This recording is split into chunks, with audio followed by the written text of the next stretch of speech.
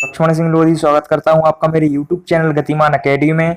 आज के वीडियो में ग्रुप डी के प्रीवियस एग्जाम पेपर रेलवे के पेपर को सॉल्व करेंगे, जिसमें 25 नंबर की साइंस पूछी जाती है। उन्हीं साइंस के 25 क्वेश्चन को हम डिटेल्ड मेथड में विद एक्स्ट्रा फैक्ट के साथ सॉल्व करेंगे।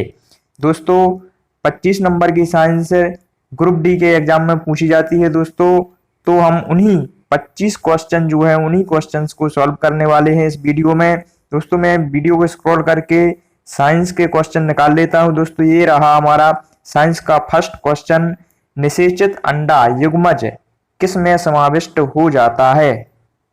दोस्तों आंसर बताने से पहले मैं आपको ब्रेन के लिए एक एक्सरसाइज बता दूं। दोस्तों आपको फ्री नहीं बैठना है, आपको मैं जितने भी क्वेश्चन यहाँ पर लाया हूं उसमें से आपको जिस भी क्वेश्चन का आंसर पता हो उसको वीडियो पॉज करके पहले आंसर टिक करें, फिर मैं आपको आंसर बताऊंगा। तो दोस्तों हमारे क्वेश्चन, निषेचित अंडा युग्मनज किस में समाविष्ट हो जाता है, मीन्स की जो निषेचित होने के बाद अंडा या युग्मनज जो जाइगोट होता है वो कहां पर इम्प्लांट हो जाता है, गर्भाशय। दोस्तों यहाँ पर हमारा आंसर सही हो जाएगा दूसरा, गर्भाशय। निषेचन के पश्चात जो जाइगोट बनता है वह फैलोपियन ट्यूब से इम्प्लांट हो जाता है गर्भाशय में, यूट्रस में, मीन्स की फैलोपियन ट्यूब से स्थानांतरित होकर वो गर्भाशय में पहुंच जाता है। दोस्तों नेक्स्ट क्वेश्चन देखते हैं। दोस्तों निम्नलिखित में से, चूंकि दोस्तों ग्रुप डी के इस पेपर में मिक्सअप क्वेश्चन है, सभी क्वेश्चन टॉपिक वाइज नहीं है, तो हमारे लिए वीडियो को स्क्रॉल करके साइंस के सिर्फ साइंस के ही क्वेश्चन सॉल्व करने हैं। दोस्तों सेकंड क्वेश्चन है, निम्नलिखित में से कौन सा न्यूटन के गति के तीसरे नियम का उदाहरण है। फर्स्ट, तेज से आती हुई क्रिकेट गेंद को पकड़ते समय क्षेत्र रक्षक गतिमान गेंद के साथ धीरे धीरे अपने हाथ पीछे की ओर ले जाता है। दूसरा, जब हम पैडल चलाना बंद करते हैं तो साइकिल धीमी हो जाती है। तीसरा, जब एक बस अचानक चलती है तब यात्रियों को पीछे की ओर झटका लगता है। चौथा, रॉकेट लॉन्च करना। दोस्तों यहाँ पर तीसरे नियम का उदाहरण पूछा गया है, तो रॉकेट लॉन्च करना तीसरे नियम का उदाहरण है।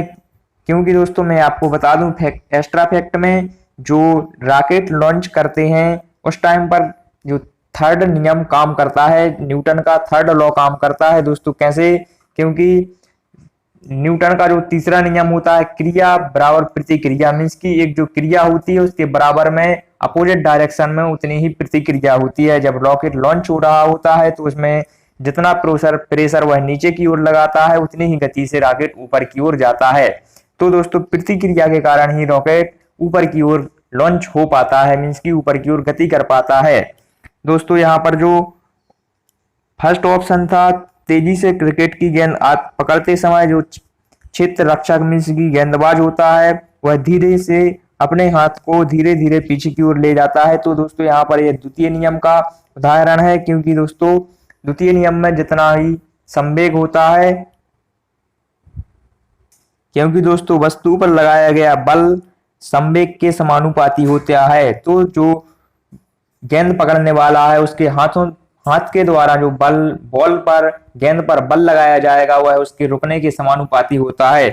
दूसरा ऑप्शन, जब हम पैडल चलाना बंद करते हैं तो साइकिल धीमी हो जाती है, यह भी द्वितीय नियम का उदाहरण है। सेम इसमें भी जैसे ही हम बल लगाना बंद मीन्स की पैडल चलाना बंद कर देते हैं तो धीमे धीमे साइकिल रुक जाती है।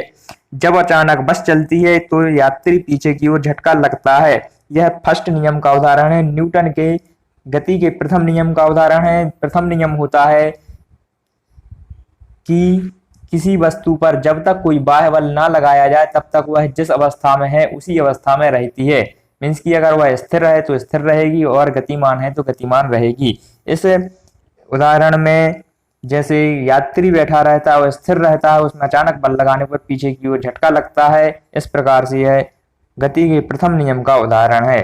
नेक्स्ट क्वेश्चन देखते हैं दोस्तों हमारा नेक्स्ट थर्ड क्वेश्चन है, जब कोई वस्तु वृत्तीय पथ पर गति करती है तो घूर्णन करती हुई वस्तु पर केंद्र की ओर लगने वाला बल कहलाता है।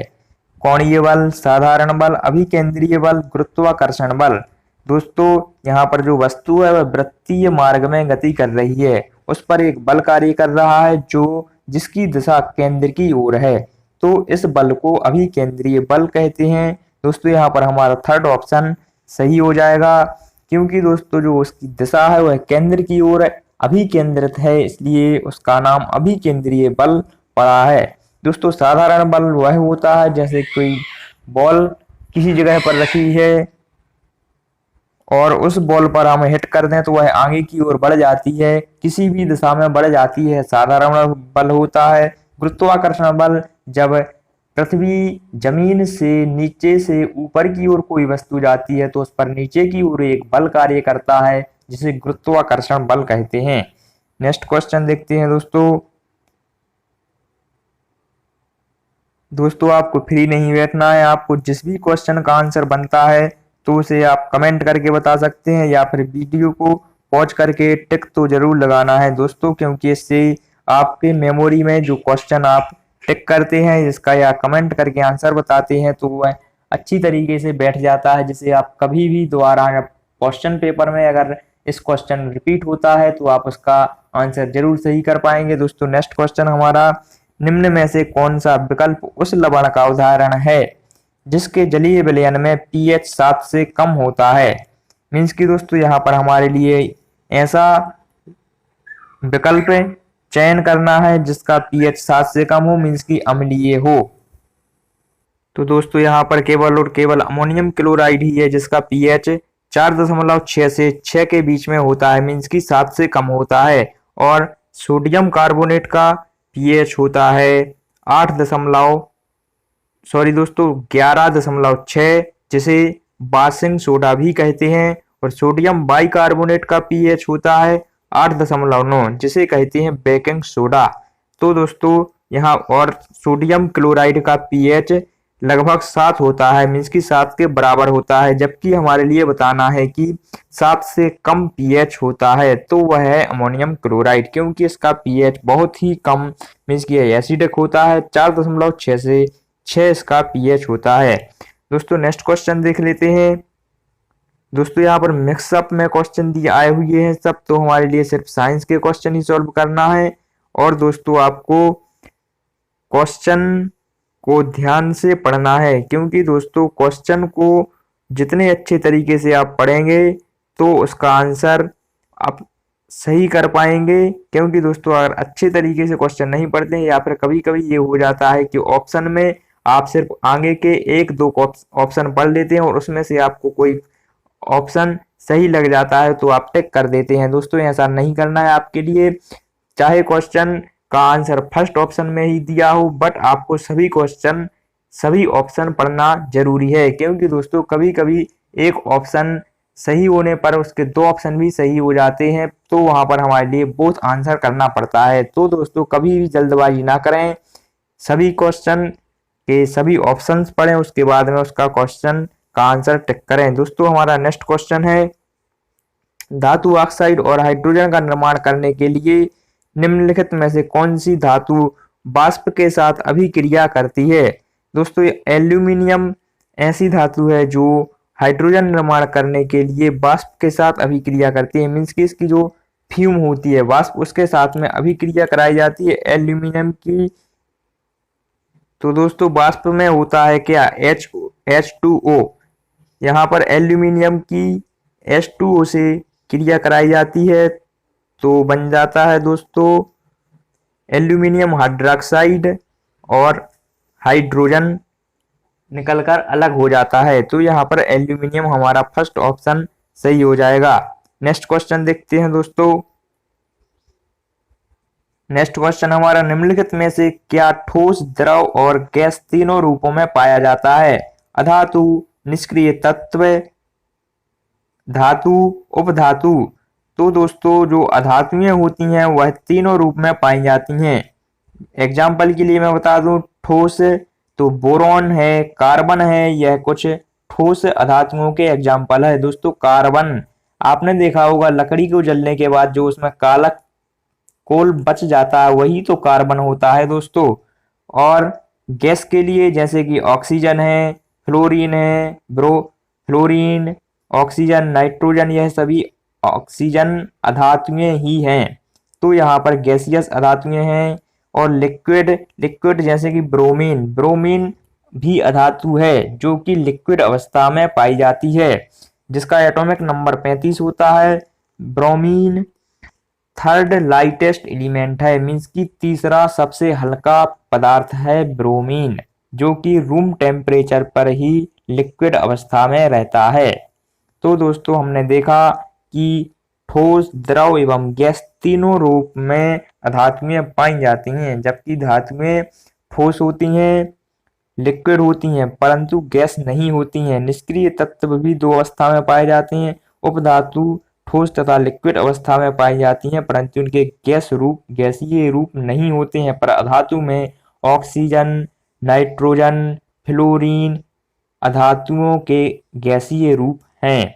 दोस्तों यहाँ पर हमारा थर्ड ऑप्शन सही हो जाएगा। नेक्स्ट क्वेश्चन देखते हैं दोस्तों।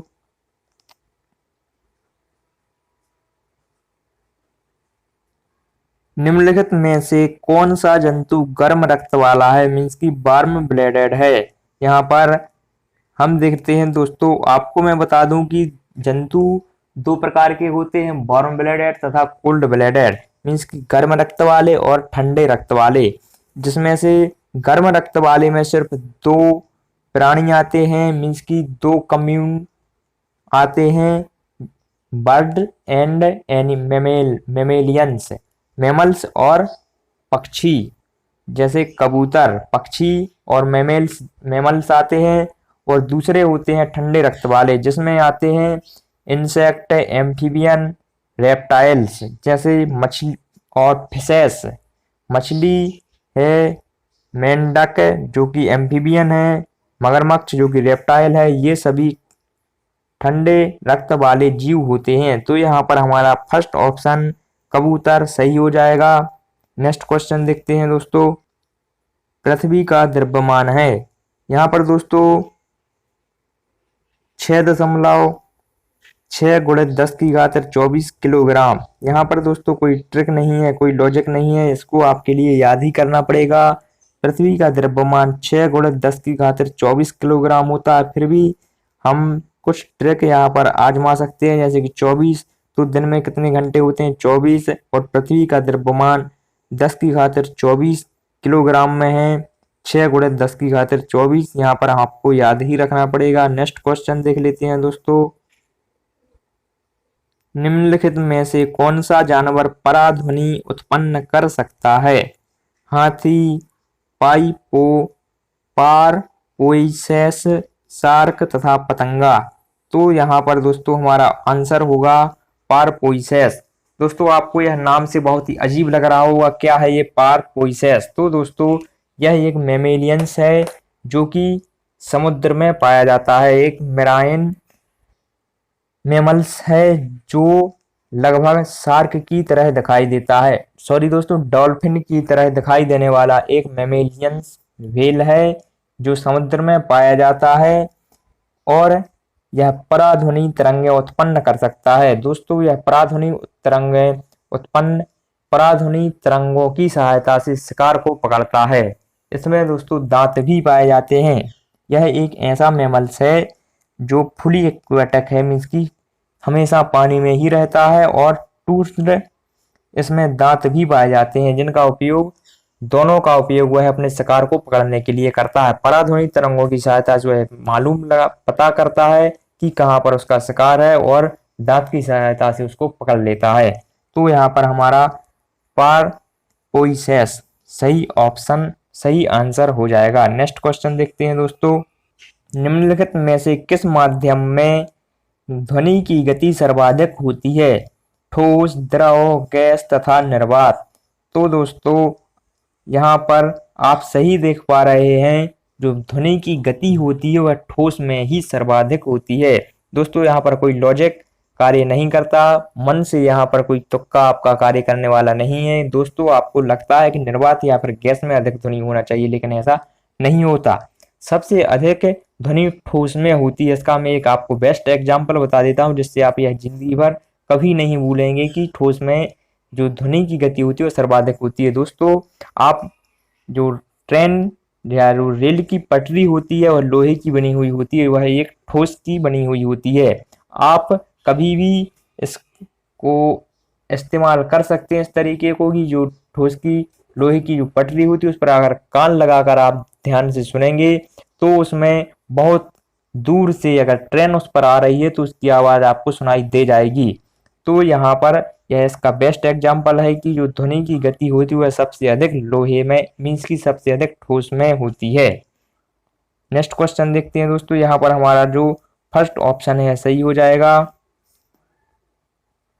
धावन सोडा के एक अणु में पानी के कितने अणु उपस्थित होते हैं? दोस्तों धावन सोडा का जो फॉर्मूला होता है वह होता है Na2B4O7 O7 इंटू 10H2O। तो दोस्तों यहाँ पर 10 H2O के अणु उपस्थित होते हैं। तो यहाँ पर हमारा जो ऑप्शन सेकंड है वह सही हो जाएगा, क्योंकि जो धावन सोडा होता है वह बेकिंग सोडा जिसको बोलते हैं वह होता है Na2 या जिसको बोरेक्स बोलते हैं Na2B4O7 इंटू 10H2O। यहाँ पर इसमें पानी के 10 अणु उपस्थित होते हैं। यहाँ हमारा जो सेकंड ऑप्शन है वह सही हो जाएगा। नेक्स्ट क्वेश्चन देखते हैं दोस्तों। मछलियों के हृदय में कक्ष होते हैं 3, 1, 2, 4। तो दोस्तों यहाँ पर हमारा थर्ड ऑप्शन सही हो जाएगा, क्योंकि जो मछलियां होती हैं उनके हृदय में 2 कक्ष होते हैं, जिसमें एक ऑरिकल तथा दूसरा वेंट्रिकल होता है। मीन्स की एक आलिंद दूसरा निलय होता है। दोस्तों मैं आपको बता दूं कि जो मछली में 2 कक्ष हृदय के होते हैं, जिसमें संपूर्ण शरीर से या बॉडी से जो रक्त अशुद्ध रक्त होता है जब वह ऑरिकल मीन्स की आलिंद में पहुंचता है उसके बाद वह निलय में पहुंचता है, निलय से वह गिल्स में पहुंचता है जहां पर ऑक्सीजनेटेड होता है। रक्त गिल्स में पहुंचने के बाद गिल्स में चूंकि दोस्तों श्वसन की क्रिया होती है तो वहां पर ऑक्सीजन के संपर्क में आने पर रक्त ऑक्सीजनेटेड हो जाता है और वहां से वह संपूर्ण बॉडी में सप्लाई करने के बाद पुनः ऑरिकल मीन्स की आनंद में पहुंच जाता है। इस प्रकार उसका सर्कुलेटरी सिस्टम कंप्लीट होता है। तो यहाँ पर उसमें 2 कक्ष होते हैं, एक आलिंद दूसरा निलय। हमारा तीसरा ऑप्शन सही हो जाएगा। नेक्स्ट क्वेश्चन देखते हैं दोस्तों।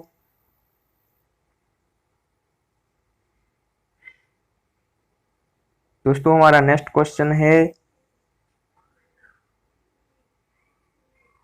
लेंस बनाने के लिए निम्नलिखित में से किसका उपयोग नहीं किया जाता है? पानी, कांच, मिट्टी, प्लास्टिक। तो दोस्तों मिट्टी का उपयोग लेंस बनाने के लिए नहीं किया जाता है। बहुत ही सिंपल क्वेश्चन था दोस्तों। यहाँ पर पानी का उपयोग तो लेंस बनाने में किया जाता है, कांच का भी किया जाता, प्लास्टिक का किया जाता, बट मिट्टी का उपयोग नहीं किया जाता है। नेक्स्ट क्वेश्चन देखते हैं दोस्तों। आपको दोस्तों जिस भी क्वेश्चन का आंसर बन रहा है या फिर नहीं भी बन रहा है तो आप गेस करें और फ्री ना बैठें दोस्तों। आपके लिए यहाँ पर अगर जिस भी क्वेश्चन का आंसर पता है या बन रहा है उसको कमेंट करके भी बता सकते हैं। अगर नहीं बताना चाह रहे हैं तो आप वीडियो को पॉज करके अपना आंसर टिक करें, फिर मैं आपको सही आंसर बताऊंगा। तो दोस्तों हमारा जो नेक्स्ट क्वेश्चन है, धातुओं के किस गुण के कारण उनके फाइल बनाने में आसानी होती है? धातुओं के फाइल मीन्स की चादर बनाने में, मीन्स की वो उसको ठोकने या पीटने पर उसकी जो चादर बन जाती है वो किस गुण के कारण बन जाती है? तो दोस्तों धातुओं में आघात वर्धनीयता का गुण होता है। जैसा कि दोस्तों नाम से ही क्लियर है, बहुत ही अच्छा नाम इसके लिए दिया गया है। जैसा काम वैसा नाम, इस प्रकार से इसका आघात वर्धनीयता नाम है। उस पर आघात करने पर, किसी भी धातु पर आघात करने पर वह फैल जाती है, चादर का रूप ले लेती है, इसलिए उसको आघात वर्धनीय गुण कहते हैं और इसी कारण वह इसको फाइल बनाने में आसानी होती है। यहाँ पर हमारा फर्स्ट ऑप्शन सही हो जाएगा। नेक्स्ट क्वेश्चन देखते हैं दोस्तों। हमारा नेक्स्ट क्वेश्चन है, एक व्यक्ति 2 सेकंड में 1000 जूल काम करता है, उसके द्वारा खर्च की गई ऊर्जा थी। तो दोस्तों यहाँ पर हमारा फॉर्मूला लगेगा ऊर्जा का। ऊर्जा बराबर होता है किया गया कार्य बटे समय। किया गया कार्य 1000 जूल है, उसमें समय है 2 सेकंड, 2 से भाग दे देंगे तो आ जाएगा 500। यहाँ पर हमारा लास्ट ऑप्शन सही हो जाएगा। तो दोस्तों नेक्स्ट क्वेश्चन हम देखते हैं। हमारा नेक्स्ट क्वेश्चन है आधुनिक आवर्त सारणी में 18वें समूह में कितने तत्व मौजूद हैं। यहाँ पर दोस्तों 18वें तत्व में नोबल गैसेस आती हैं, जिसमें 6 तत्व होते हैं। दोस्तों यहाँ आपने अगर याद किया हो अच्छी बात है, कुछ ट्रिक होती हैं जिनके थ्रू हम नोबेल गैस या फिर सभी पीरियोडिक टेबल को याद कर सकते हैं। जैसे कि जो 18वें समूह की ट्रिक है लीना की रब से फरियाद, हीलियम लिथियम हेलिना सॉरी दोस्तों हनी अगरकर 0 रन, जिसमें helium, neon, argon, krypton, xenon तथा रेडॉन ये 6 तत्व आते हैं। तो हमारा यहाँ पर 4th ऑप्शन सही हो जाएगा। नेक्स्ट क्वेश्चन देखते हैं दोस्तों। जर्मेनियम, आर्सेनिक, सेलेनियम और ब्रोमीन के परमाणुओं में कक्षाएं होती हैं 3, 7, 4, 5। तो दोस्तों चूंकि जर्मेनियम, आर्सेनिक, सेलेनियम और ब्रोमीन ये पी ब्लॉक के तत्व हैं और P4 इनके जो लास्ट एलिमेंट में P4 आता है, मीन्स कि इसमें 4 कक्षाएं होती हैं। अगर इनमें P3 आता 3P आता है तो इसमें 3 कक्षाएं और 2P आता तो 2 कक्षाएं होती। तो यहाँ पर हमारा जो 3rd ऑप्शन है सही हो जाएगा। नेक्स्ट क्वेश्चन देखते हैं। किसी परमाणु का उप परमाणु कण नहीं है, जेनॉन, इलेक्ट्रॉन, प्रोटॉन, न्यूट्रॉन। तो दोस्तों आप सभी को मालूम होगा कि जो परमाणु होता है मीन्स कि एटम होता है, उसमें 3 उप परमाणु कण पाए जाते हैं, जैसे इलेक्ट्रॉन, प्रोटॉन, न्यूट्रॉन। जबकि जेनॉन एक सेपरेट एलिमेंट है, मीन्स कि एक अलग तत्व है, यह किसी परमाणु में नहीं पाया जा सकता। तो यहाँ पर हमारा जो फर्स्ट ऑप्शन है वह सही हो जाएगा। जेनॉन एक एलिमेंट है, कोई उप परमाणु नहीं है, जबकि इलेक्ट्रॉन, प्रोटॉन और न्यूट्रॉन परमाणु में पाए जाने वाले उप परमाणु तत्व हैं। नेक्स्ट क्वेश्चन देखते हैं दोस्तों। परमाणु के भीतर न्यूट्रॉन द्वारा प्रोटॉन पर आरोपित बल कहलाता है। परमाणु के भीतर न्यूट्रॉन द्वारा प्रोटॉन पर आरोपित बल कहलाता है ज्वारीय बल, विद्युत स्थैतिक बल, गुरुत्वाकर्षण बल या नाभिकीय बल। तो दोस्तों किसी भी न्यूट्रॉन या परमाणु के अंदर, नाभिक के अंदर जो भी बल कार्य करता है वह नाभिकीय बल कहलाता है। चाहे न्यूट्रॉन प्रोटॉन पर लगाए या प्रोटॉन न्यूट्रॉन पर लगाए, वह बल नाभिक के अंदर कार्य कर रहा है, इसलिए वह नाभिकीय बल ही कहलाता है। तो यहाँ पर हमारा लास्ट ऑप्शन सही हो जाएगा। दोस्तों एक्स्ट्रा फैक्ट में हम देख लेते हैं, जैसे ज्वारीय बल। तो ज्वारीय बल गुरुत्वाकर्षण से एक वस्तु द्वारा किसी दूसरी वस्तु पर अपने गुरुत्वाकर्षण बल से अलग अलग स्थानों पर जो बल लगाया जाता है उसे ज्वारीय बल कहते हैं या ज्वार भाटा बल कहते हैं। दूसरा विद्युत स्थैतिक बल। विद्युत स्थैतिक बल या स्थिर विद्युत बल वह बल होता है जब 2 वस्तुओं को आपस में रगड़ा जाता है तो किसी हल्की वस्तु या वहां पर स्थित कोई हल्की वस्तु को अपनी ओर आकर्षित करने लगता है, इसे कहते हैं स्थिर विद्युत बल। और गुरुत्वाकर्षण बल होता है जब कोई वस्तु जमीन से ऊपर की ओर जाती है तो उस पर एक नीचे की ओर बल कार्य करता है, जिसे गुरुत्वाकर्षण बल कहते हैं। तो यहाँ पर हमारा जो सही ऑप्शन होगा वह नाभिकीय बल होगा, क्योंकि न्यूट्रॉन के द्वारा प्रोटॉन पर बल कार्य लगाया जा रहा है और वह नाभिक के अंदर स्थित होते हैं। तो नाभिक के अंदर का कोई भी बल नाभिकीय बल कहलाता है। हमारा नेक्स्ट क्वेश्चन है, कौन सा ऊतक पौधे को दृढ़, कठोर और दृढ़ बनाता है? जाइलम, स्क्लेरेनकाइमा, पेरेनकाइमा तथा कोलेनकाइमा। तो दोस्तों यहाँ पर दृढ़ बनाना पूछा गया है। दृढ़ ऊतक ही जो होता है वह पौधों को दृढ़ बनाता है। उसका इंग्लिश नाम यहाँ पर दिया गया है स्क्लेरेनकाइमा। स्क्लेरेनकाइमा को हिंदी में कहते हैं दृढ़ ऊतक। तो दोस्तों जो दृढ़ ऊतक होता है वह ही पौधे को दृढ़ बनाता है। जाइलम होता है, पेरेनकाइमा मीन्स मृदु ऊतक होता है तथा कोलेनकाइमा स्थूल कोण ऊतक होता है, जबकि स्क्लेरन कायमा जो होता है वह होता है दृढ़ ऊतक। तो यहाँ पर हमारा सेकंड ऑप्शन सही हो जाएगा। नेक्स्ट क्वेश्चन देखते हैं, निम्नलिखित में से मत्स्य वर्ग की विशेषता क्या नहीं है? स्यूडोकोलम की उपस्थिति, गलफड़ों के द्वारा सांस लेना, हड्डी उपस्थिति का अंतःकंकाल, सल्क का बहिकंकाल। तो दोस्तों यहाँ पर स्यूडोकोलम की उपस्थिति मीन्स की झूठा वर्टिब्री जो होता है वह मत्स्य में नहीं पाया जाता है। गलफड़ों द्वारा सांस लेना, दोस्तों जो श्वसन की क्रिया मत्स्य में होती है वह गलफड़ों के द्वारा ही होती है, गिल्स के द्वारा होती है। जो इसका जो अंतःकंकाल बना होता है वह उपास्थि कार्टिलेज और बोन्स से मिलकर बना होता है, तथा जो बहिकंकाल बना होता है सल्क मीन्स की जो उसका बाह्य आवरण होता है वह सल्क मीन्स की चिकनाहट लिए हुए सल्क का बना हुआ होता है। तो यहाँ पर हमारा फर्स्ट ऑप्शन सही हो जाएगा। नेक्स्ट क्वेश्चन देखते हैं, मनुष्य में पाए जाने वाले प्लेसेंटा ऊतक द्वारा निम्न में से कौन सा काम किया जाता है? भ्रूण से अपशिष्ट को बाहर निकालना और भ्रूण को पोषण प्रदान करना। भ्रूण को पोषण प्रदान करना, भ्रूण से अपशिष्टों को बाहर निकालना, भ्रूण के सहायक रूप में कार्य करना।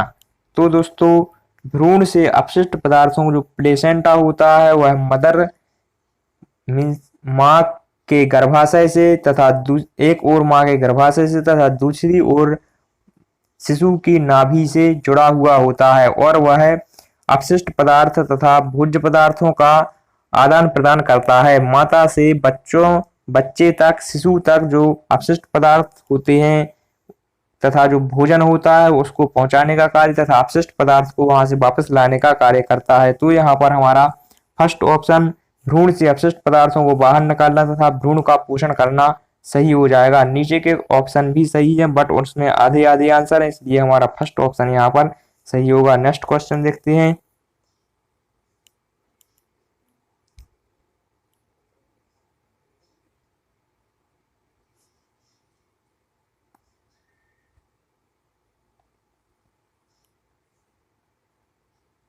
रक्त में शर्करा शुगर के स्तर में वृद्धि का पता किस कोशिकाओं द्वारा चलता है?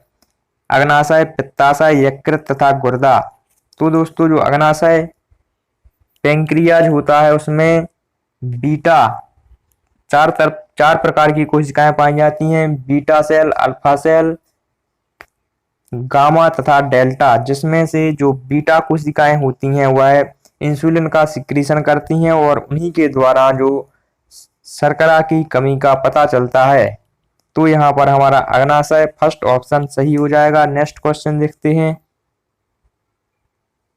निम्नलिखित में से कौन सा समूह से संबंधित नहीं है? लोमड़ी, बकरी, घोड़ा, जेब्रा। घोड़ा, बकरी तथा जेब्रा दोस्तों यहाँ पर ये पालतू पशु हैं। यहाँ पर जो लोमड़ी है वह एक जंगली जानवर है जो कि समूह में नहीं आता। तो हमारा सेकंड ऑप्शन सही हो जाएगा। नेक्स्ट क्वेश्चन, जब एक गिलास पर रखे गए कार्ड को अंगुली से धक्का दिया जाता है तो उस पर रखा गया सिक्का गिलास में गिर जाता है, यह कथन किस नियम की व्याख्या करता है? न्यूटन के गति विषयक तीसरा नियम, ऊर्जा संरक्षण का सिद्धांत, जड़त्व का नियम, संवेग संरक्षण का सिद्धांत। दोस्तों जो गति का प्रथम नियम होता है या जो जड़त्व का नियम होता है वही गति का प्रथम नियम होता है। जब किसी वस्तु पर यदि कोई वस्तु गतिमान है तो वह गति अवस्था में ही रहेगी, यदि कोई वस्तु स्थिर है तो वह स्थिर अवस्था में ही रहेगी जब तक कि उस पर कोई बाह्य कार्य, बाह्य बल ना किया जाए। यह होता है जड़त्व का नियम या गति का प्रथम नियम। तो यहाँ पर जो सिक्का रखा गया है गिलास के ऊपर रखा गया है, अब हम उसके नीचे रखे हुए गत्ते को खींच देंगे तो सिक्का गिलास के अंदर गिर जाएगा। तो यहाँ पर हमारे द्वारा हाथ के द्वारा उस पर एक कार्य बल की लगाया जा रहा है, कार्य किया जा रहा है जिससे कि वह सिक्का अंदर गिर जाता है। यहाँ पर जो थर्ड ऑप्शन है वह सही हो जाएगा, जड़त्व का नियम यहाँ पर कार्य करेगा। नेक्स्ट क्वेश्चन देखते हैं दोस्तों। नेक्स्ट क्वेश्चन, मधुमक्खी के डंक का इलाज करने के लिए किस घोल का उपयोग किया जाता है? नींबू के रस, बेकिंग सोडा, दूध तथा सिरका। दोस्तों बेकिंग सोडा जो होता है इसका सूत्र होता है Na2B4O7 जिसे बोरेक्स भी कहते हैं। Na2B4O7 इंटू 10H2O इसमें होते हैं, जो कि एक क्षार है। और यहाँ पर मधुमक्खी का जो डंक होता है उसमें एसिड पाया जाता है, फार्मिक एसिड। तो यहाँ पर जो क्षार होता है वह एसिड को न्यूट्रलाइज कर देगा, जिससे कि हमारे लिए रिलीफ मिल जाता है। तो उसके रिलीफ इलाज के लिए जिसका उपयोग किया जाता है वह होता है बेकिंग सोडा। यहाँ पर हमारा जो सेकंड ऑप्शन है वह सही हो जाएगा। दोस्तों, ये लास्ट क्वेश्चन था हमारा। आई होप आपको सभी क्वेश्चंस के आंसर क्लियर हुए होंगे। यदि आपको कोई क्वेरी है तो आप कमेंट करके पूछ सकते हैं। धन्यवाद।